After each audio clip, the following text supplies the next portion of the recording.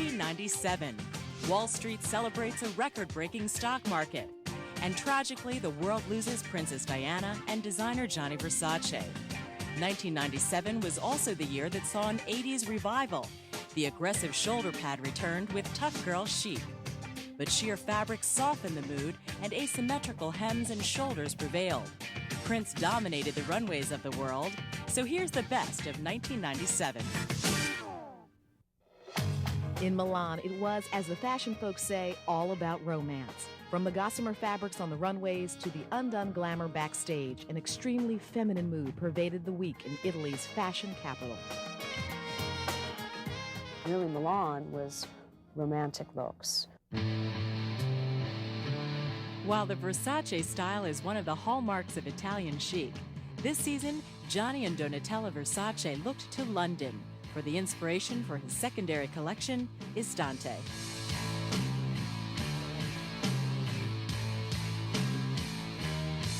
I think he's moving back into a lot of color again. I really like the Istante show. I think it's been getting stronger and stronger and stronger.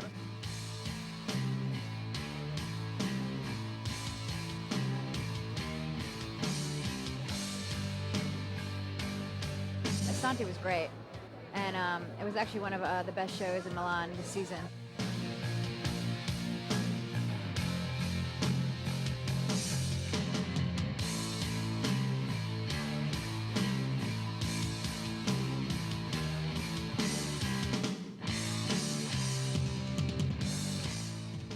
But the eagerly awaited follow-up to Istante was Gianni Versace's signature collection.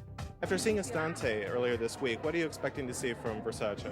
I think Versace is always very sexy, and I think that particularly after seeing Istante, that it will continue to be so. It always is. My expectations would be that it would be completely different, because in fact I think the strong things about what Versace's done with these separate lines is they do all have a completely different identity. I expect a great collection. He's been consistently wonderful the last 2 seasons, 3 seasons, and I expect this to be even better. He seems to be very excited about this collection.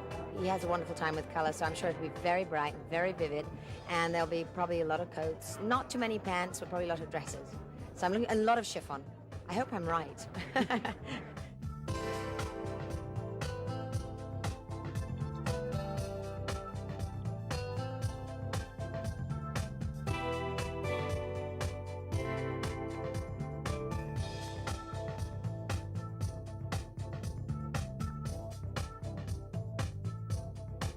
The Versace main line is much more about luxury. A lot of color, more feminine clothing, sexy, shorter lengths.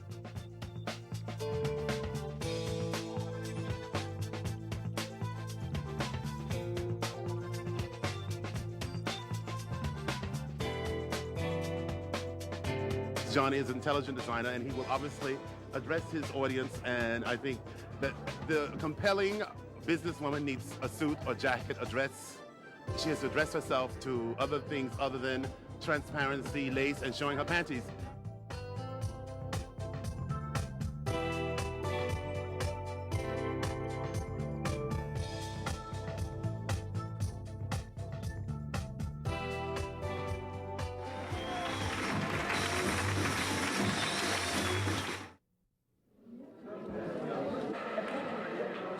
Backstage before the Prada show, it was business as usual for the top models in Milan. But at Prada, business as usual is not the usual fashion business. Prada's kind of famous for asking the models not to model. Is it a different sort of thing doing a Prada show?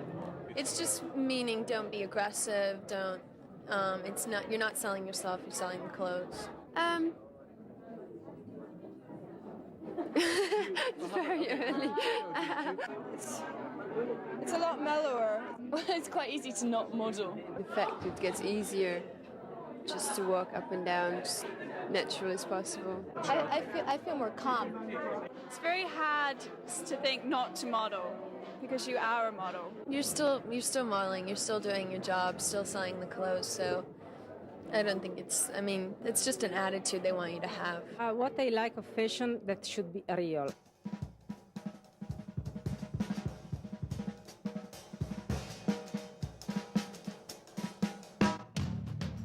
On the runway, we got a chance to see a new side of Prada. Miuccia has moved away from the modern minimalism the rest of the world has copied and is showing a decidedly more romantic, feminine collection. I think that always my collection and myself are a mix of many influences, and the more contradictions there are, the more I like. Anyway, this time was sure about femininity, about sensuality, about beauty. So for once, I didn't want to put a statement or theoretical idea on fashion, but just let me have the pleasure of beauty and of femininity and sensuality. So it was really different from the others. And also fantasy, which I think that after years of really strict, what they call minimal, to just go into another direction. Layering is because it's about lightness. Yes, you want to be light, you want kind of be free, and so you have to layer, because otherwise you go out naked, so you have to layer. I have to say what is my point of view, because this is my work.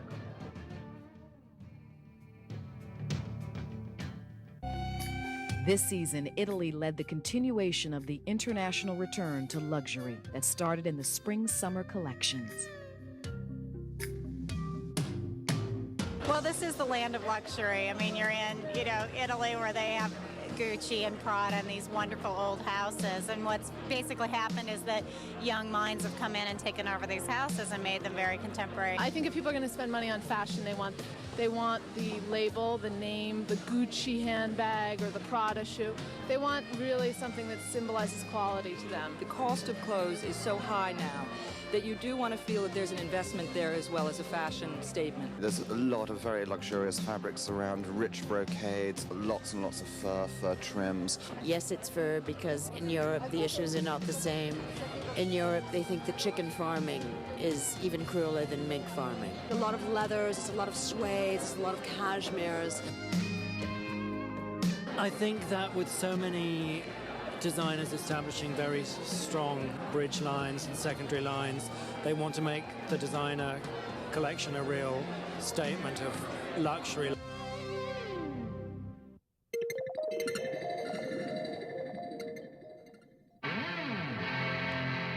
In this season, where luxury ran rampant, the man who took it to the limit was Karl Lagerfeld for the house of Fendi.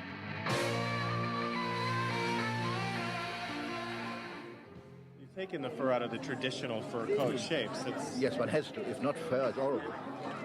Then it's just something what used to cover meat, so it's horrible. No, fur has to be treated like an extreme refined material, but not as just fur.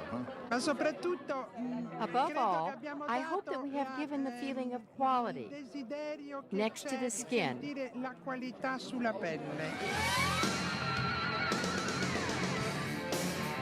Are you trying to design the most ultimately luxurious garments for women? Maybe they are very expensive, but for me they are. But I don't think this way when I design them. Even the very expensive things have to be well designed, but they have to be approached with a free spirit, not with the idea this is expensive and this is very luxurious. It has to be treated naturally, because all luxury, what is treated like luxury and not like casual things, is démodé and vulgar. Oh, I think the Fendi collection was extraordinary. Karl Lagerfeld in top form. The entire audience squealing with desire, looking at those amazing coats, the cuts, the fabrics, the way he used everything that Fendi can do for him. Genius. I guess Naomi Campbell wants to be naked and wear fur now. I guess she's changed her mind about that. So I thought the bags at Fendi were great. The feeling, the kind of Art Deco feeling of the whole show was wonderful. I mean, and it actually worked on the dresses and on the bags and in the coats, the way they were pieced together.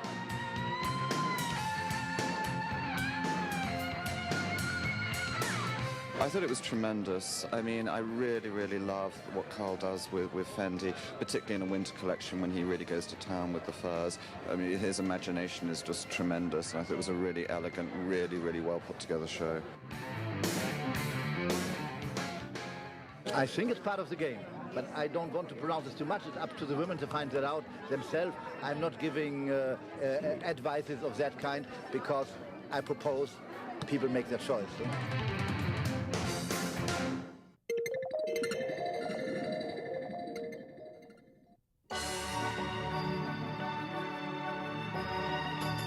Drawing once again on their strong Sicilian heritage, this season, Dolce & Gabbana also found inspiration in the films of Federico Fellini. In a black and white color, and a priest dress, and a freedom hat. Fellini uses all the time the beautiful woman, and don't look the age. The woman is old, young, big, small, but it's like a dream. You know, when the people dream in different way.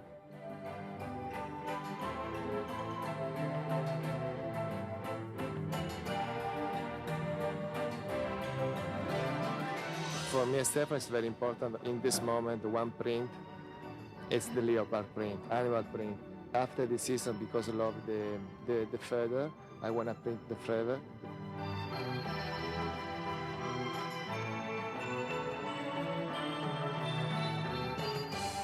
It's kind of a continuation of silhouettes that we've seen before, but obviously it's a silhouette that they do so strongly, and nobody does it better than they do. This woman is not romantic. It's very sexy and straight, more strong from the last season. This is the evolution. Use sometimes the same fabric, but the attitude change a little bit. More powerful.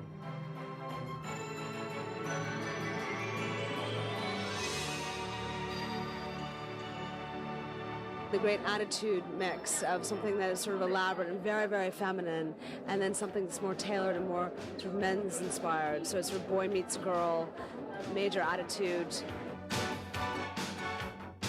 It's the opposite, like a black and white, the masculine and the feminine. The man is strong and the woman is strong. You put two strong in one strong is more strong. Like positive and negative. Like one is absolutely opposite. The big shoes is opposite. The shoes very feminine with tapisserie. I love this contrast.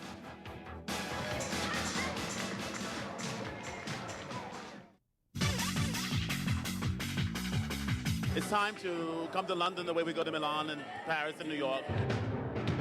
They have to come here because they know that everyone's going to be here.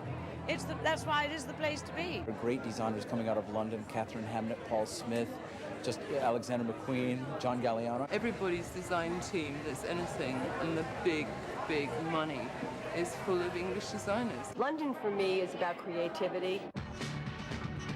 It's one of the best economies, if not the best in Europe, so I think fashion goes hand in hand with that. The energy has come not just in the form of fashion, but in restaurants especially.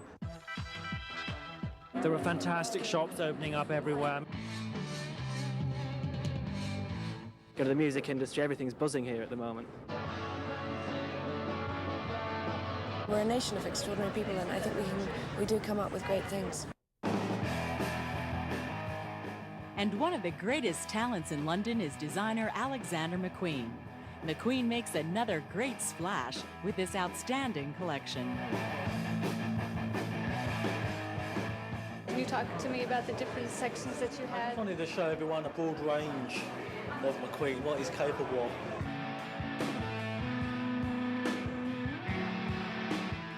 I'm capable of higher handworking, beadwork and embroidery, and sort of like tailoring, and cover the whole spectrum of fashion really.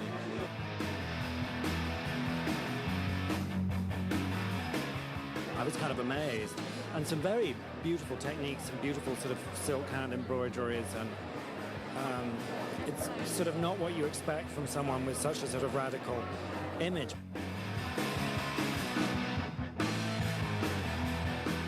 I found Alexander McQueen's show to be absolutely brilliant.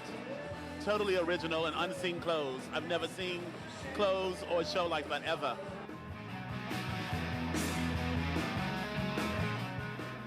It's just like the things in my mind that tick over and the illusions that I want to create in reality. Like, I like to see a woman walking on water because I find it so sort of like surreal. I like that idea.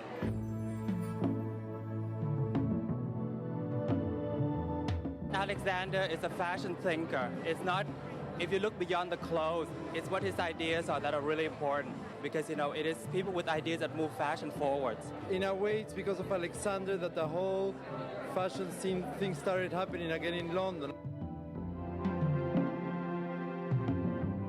I design for individuals, not lifestyle, you know.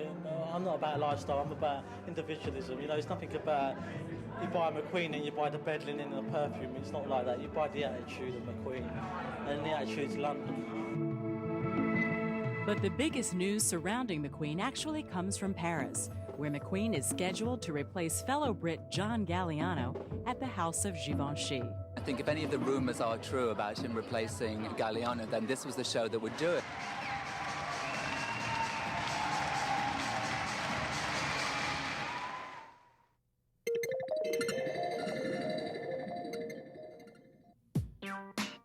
After all the attention husband and wife team Clements Ribeiro received last season, they knew they'd have to pull out all the stops this season. Their collection was a huge departure from what they've shown in the past. Just about to watch Clements Ribeiro, which is always beautiful and pretty. He's a very feminine, you know, the duo, they're very feminine designers.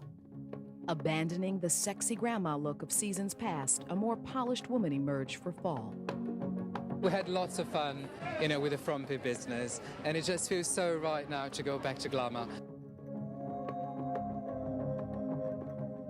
Obviously, we're talking here a really modern, sleek, and mad glamour.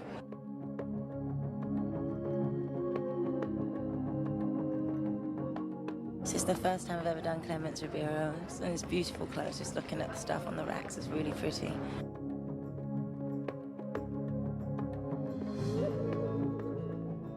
This like renewal of interest on the crafts of couture, which we got really hooked into. The design team was also influenced by Brazilian artist Arthur Bispo do Rosario, a former sailor who embroidered his adventures in hallucinogenic colors on cloth. And we just thought, why don't we do a mad atelier, like a Lesage atelier gone completely bonkers?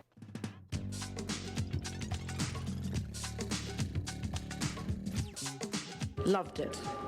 I didn't think it was quite as directional as last year, but I thought it was commercial, very, very well thought out. And there were lots of things that you just knew you could wear.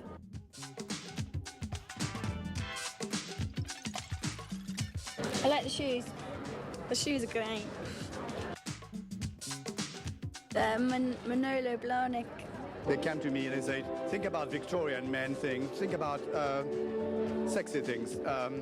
And this is what I came up, and I called technographic or technique type of bitchy shoes.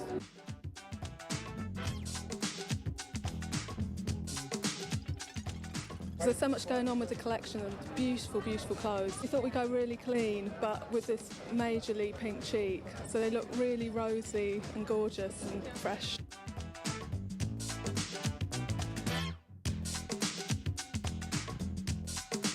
We put so very much of ourselves in it, because that's one thing we love so much about London. We do things with so much passion over here.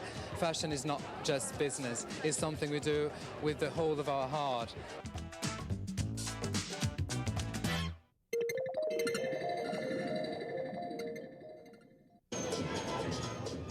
Antonio Berardi is London's next great hope, and this season he doesn't disappoint.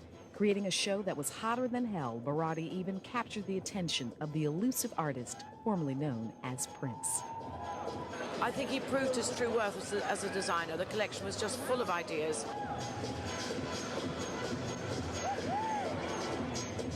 It was inspired by voodoo. So it's about secrecy and passion and all those things, and we just tried to recreate our own little kind of almost like gathering here.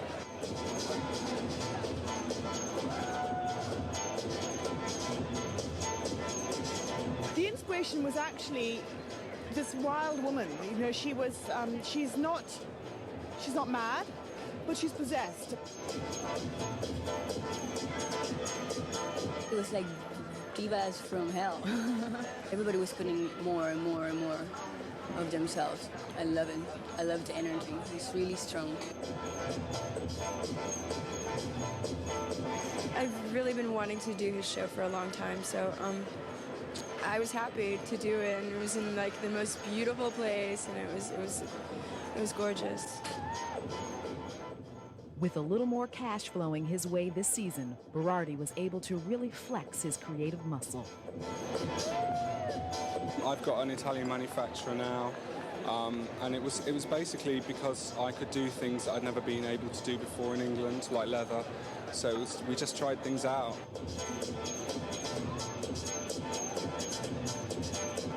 I actually appreciate very much one thing in Antonio, is that idea that a young designer can have a desire for quality. He does make proper clothes that you can believe a woman dressing like that. It's not like a young designer that wants to do the weirdest things possible.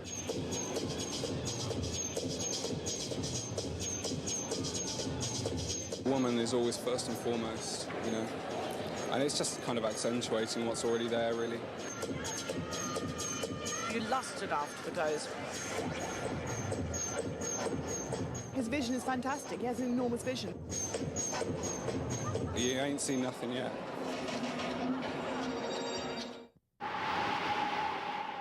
It's springtime in Paris, and the vista is filled with romance.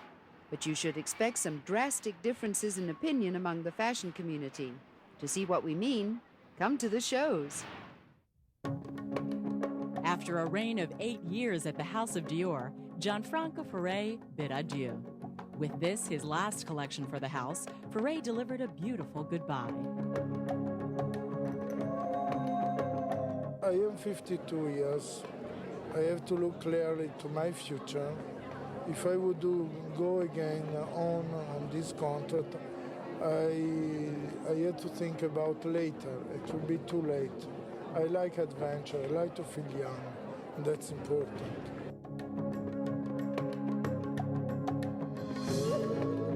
What we have to remember, we already remember a certain sense of femininity, of glamour, always a sense of modernity.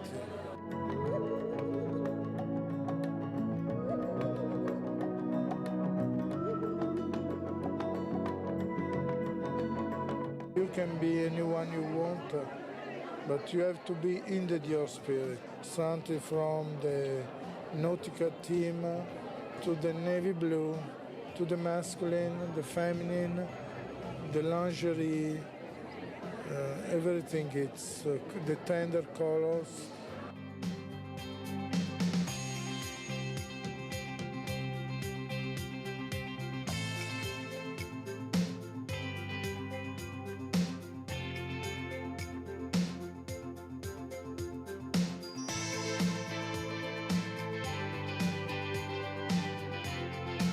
But something that belongs to our time. It's something like a gift I wanted to give to the House of Dior.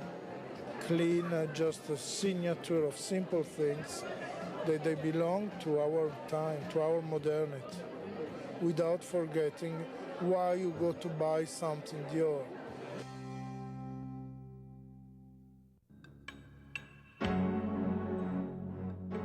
In this, one of his strongest, most focused signature collections in seasons, Karl Lagerfeld redefines modern beauty. It's a very simple one. It's all about cut. Very few materials, few colors, very linear, and you have to be very close to the clothes to see how complicated they are made. It's a mixture of jersey, cut, draped around the body in very simple silhouettes.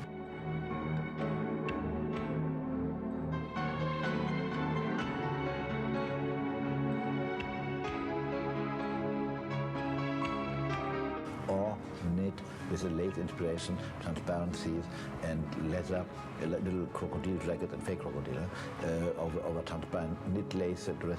But the knit lace doesn't look like romantic lace dresses. It gives a very modern touch to the lace mood.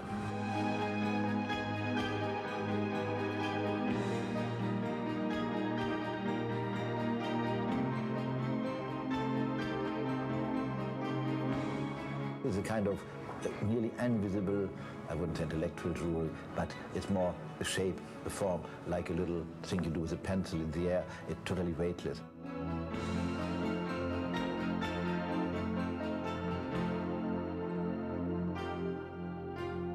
The most important thing about fashion is that it's something nice to look at. I prefer to see a nice fashion show than some boring play or boring movie on TV. It's something very visual, fashion.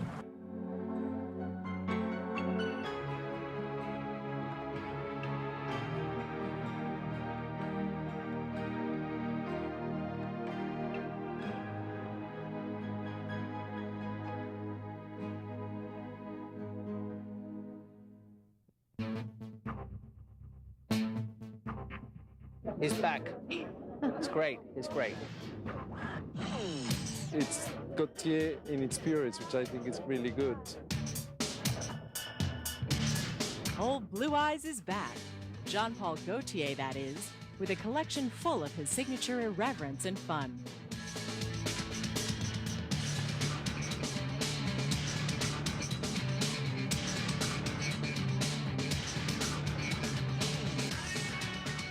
Super. Very, very good. He's a fantastic designer, brilliant designer. He's always brilliant. He is a great designer. He is Paris, the essence of Paris. It's very sophisticated, very forceful, always great tatouage, lycra stretch. It's everything that should be seen in Paris. You come to Paris for Jean-Paul Gaultier. It was a Parisienne, so it means a little bourgeoise and chic, and punk mixed together.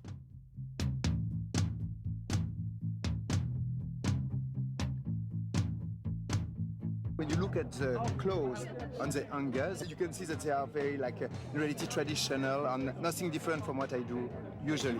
Only the way of showing it. For example, I show something that normally people don't want to show. For example, the stocking.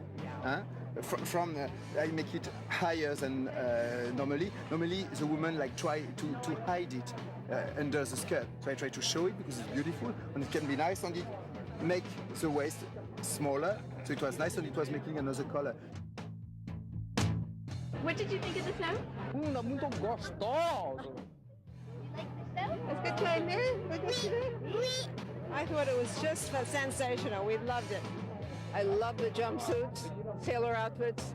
The thing is, I don't know if you realize, but I tried to make at the same time, sometimes a little apparently masculine, but in reality very feminine and sexy. That was the goal. I don't know if it was obviously like that, but it was, I tried to make it also feminine.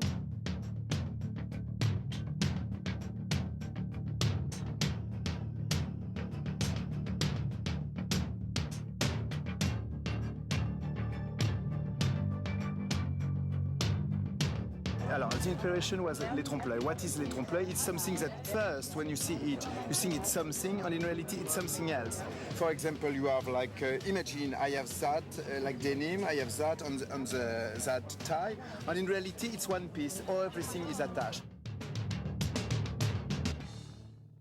It was full of wonderful tailoring, gorgeous pinstripe tailoring, lots of flared leg jumpsuits, and they ripped everything off. It was all a sort of big show of kind of nudity, and here I am.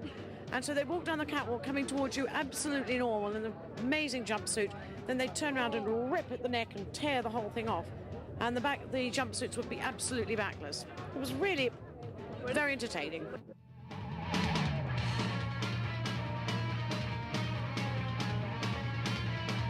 Ingenious. I mean, he always has a new trick, but yet it remains, pure Gaultier. And he did it his way. You can do it your way.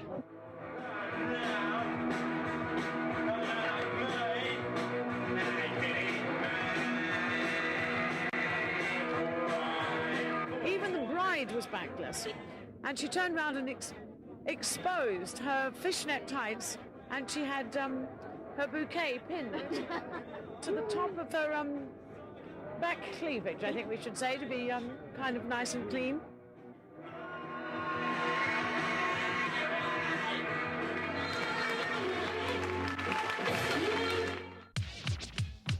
Two items you do not want to be without this season: a sexy pair of stiletto heels and a boa.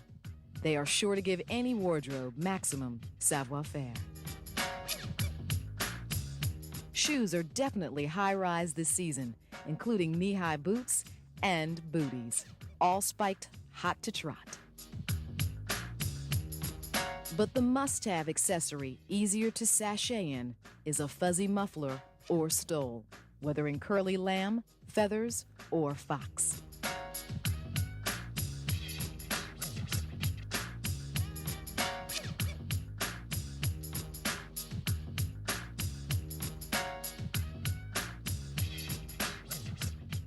These items are sure to make you a sultry lady this season.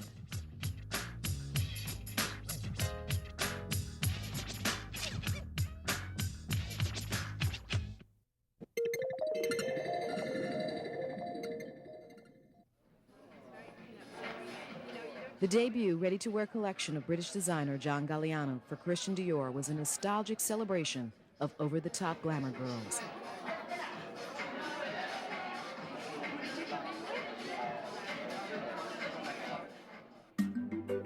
Technicolor Vargas girls strutted throughout the show. Even the fantastic set was an arresting spectacle created inside an Asian art museum. Pastel-colored basket-weave wool suits were a modern take on the famous pinched-waist peplum Dior jacket. These jackets, even though teamed with barely there skirts, can easily be transformed into more wearable options by removing platform sole sandals and bobby socks. Teamed with conventional skirts, they would be downright demure.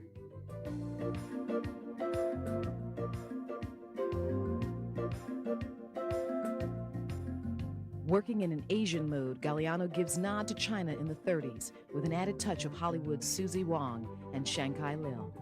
Variations abound for the traditional cheongsam.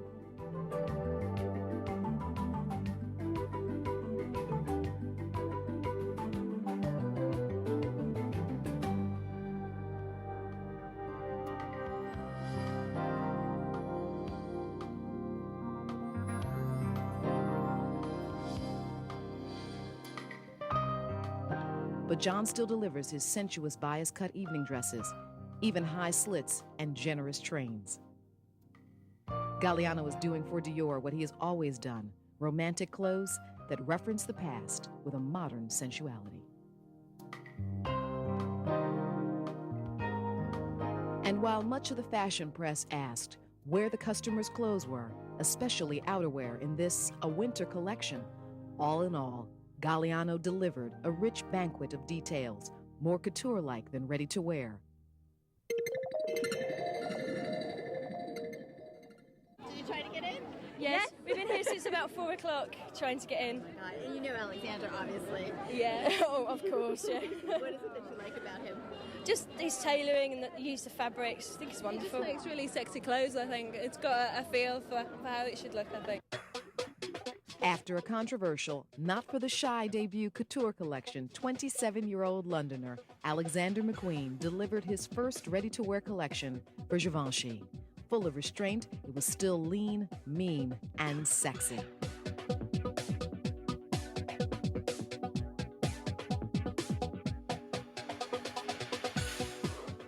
McQueen proved time and time again why he was hired, and the answer came in one word: cut.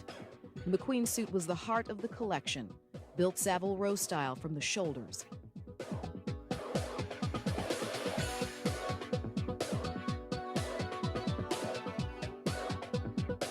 Cut taut at the chest, nipped at the waist, the look was modern, whether teamed with tiny snakeskin skirts or wide pants.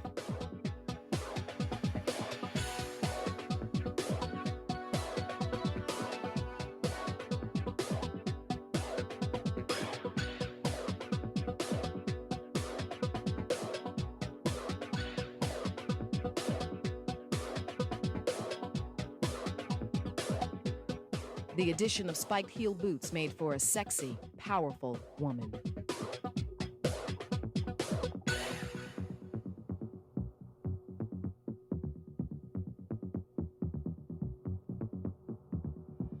His tailoring of glove-soft leathers further showcased his Savile Row training.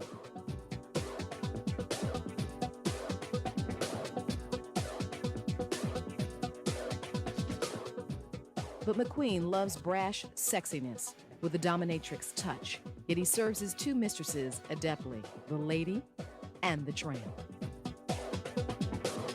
Echoes of Saint Laurent, but a collection in the right direction from Alexander McQueen. New York had a star-studded start this season with a strong celebrity turnout. One celebrity was even lured onto the runway at Marc Bauer's show. What I like best about Marc is that it's young, but yet it's still sophisticated. It still has like a hint of glamour, so that's what I love about his fashion.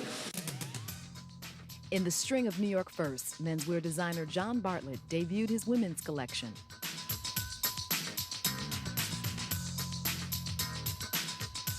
So what we've done is we've really kept a real menswear, as you'll see in the show, a real menswear perspective on one hand, but then made it very, very, very feminine on the other. So what's great is that there's a real menswear feeling going on right now anyway, so it's a good time to start.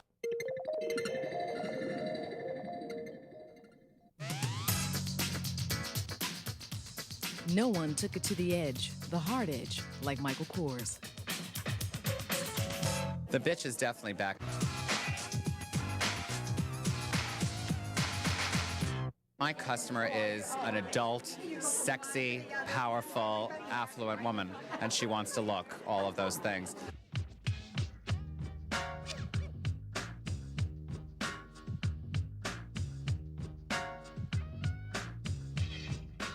When you think about it, the two things that no one in fashion ever wants to admit is that everyone wears black.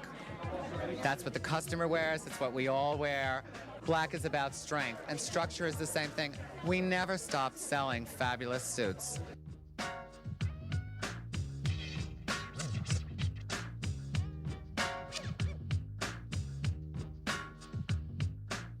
Tailoring really is what separates the men from the boys when you talk about fashion. It's really what shows the quality of the clothes.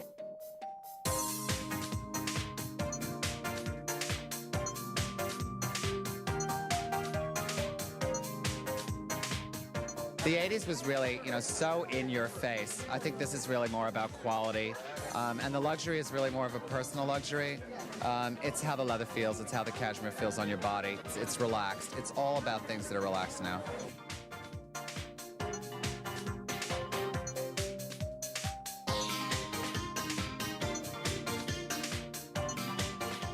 The reality now is, the bitch might be back, it's glamour, it's luxury, but I think that there's just sort of a mood in the air that I think that people aren't embarrassed anymore about looking provocative, looking affluent.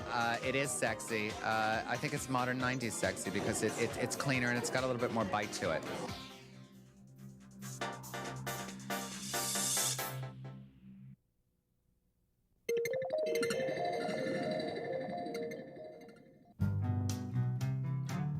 Designer Randolph Duke revives the House of Halston with a modern new collection, which respects the Halston name.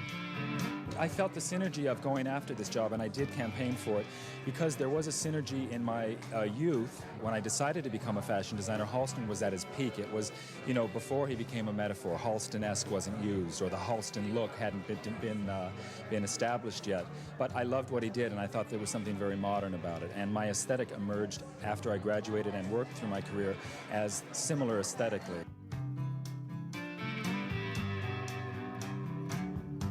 I like very modern, simple, glamorous, sexy clothes, and very American. So there's a synergy there that I think makes it work, that our styles are somewhat similar. What I've tried to do is make it seamless so that it doesn't feel like you're looking at retro clothes. It is not borrowed from Halston. It is not copied from archival materials. It is an update as if the collection had just continually moved forward into the future.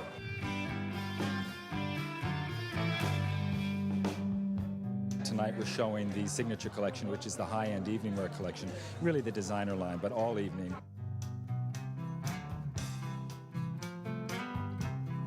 The collection's really, in a sense, a tribute an homage, but it has my whole spin on it, which is my aesthetic, which is monochromatic, which is linear cutting, which is seamless and dartless construction, which is hand finishing, which is new techniques of beading. I think it's interesting that Halston's come back now with Randolph Duke designing the collection, because I think it really is strong and it really is in the flavor of what Halston had always done.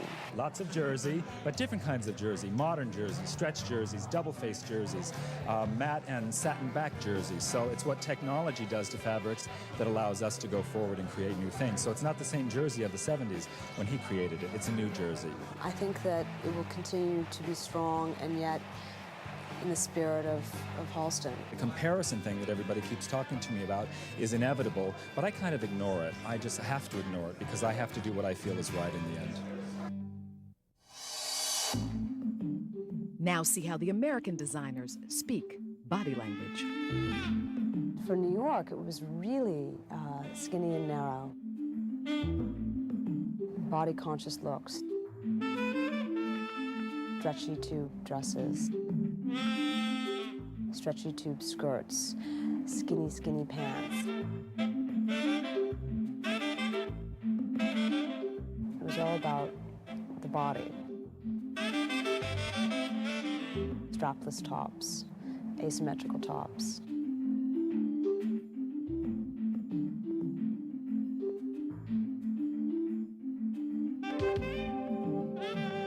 You put on one of those lycra dresses, and it gives you a body.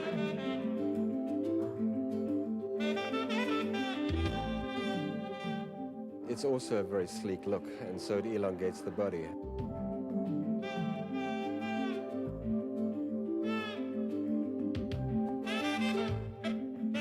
The strategy is to make women look really beautiful and make them look as tall and slim as possible, and and that's the goal.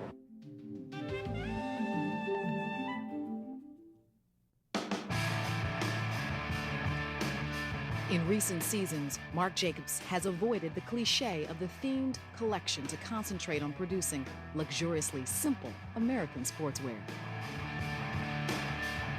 I think at this point, yeah, it has become like kind of an evolution. I really believe in what I started a few months or a few seasons ago, which was really more like not about like trends and not about like, making a theme for a collection, but really dealing with like all the chic and beautiful people that I see around and like what they dress like and how like, how to make things that are everyday and familiar and classic more deluxe for a person who really lives for that.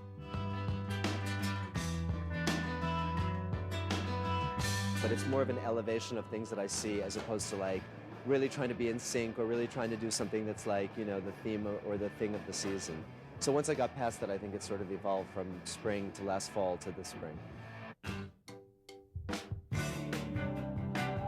After fall, with all the dark, rich colors, I wanted things that were quite light looking and nude looking.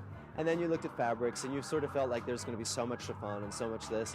So I thought, well, maybe I'll use heavier fabrics but in lighter colors, and maybe I'll use the lighter fabrics in darker colors, So it sort of becomes that kind of game where you just look at what you've done and then how you can move forward.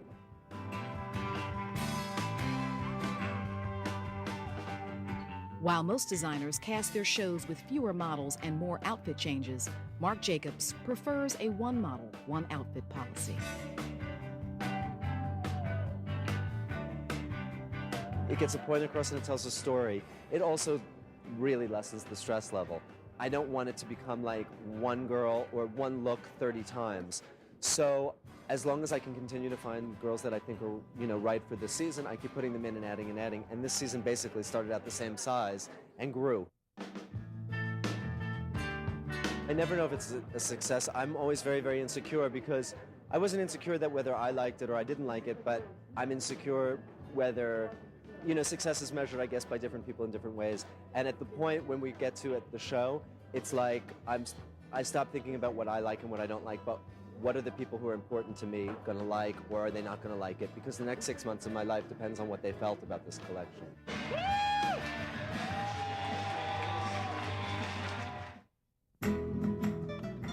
This season, Richard Tyler invited the press and buyers into his New York townhouse to see his tailored take on romance at close range.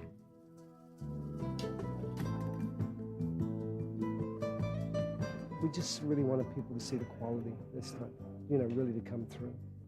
You know, in the bigger venue, you don't really pick up the detail. The whole surroundings, the whole setting was just beautiful. Oh, absolutely beautiful. Just so elegant.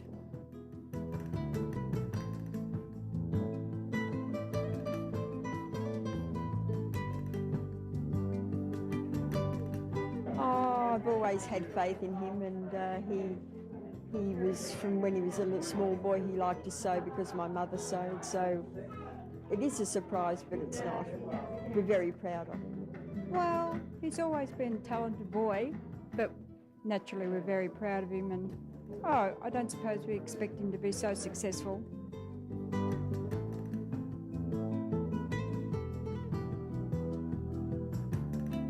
This is a time, you know, we've seen so much minimal clothing for such a long time. It's really nice to see real clothing again, romantic and feminine clothing. But, you know, it's a borderline. You have to be very careful when you do things like that. So I try to capture that.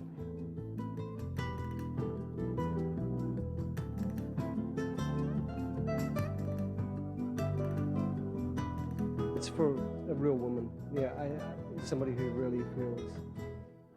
I really wanted that to come through. I mean, it's quite easy to do little dresses, but no, I just wanted to capture that theme or what was happening.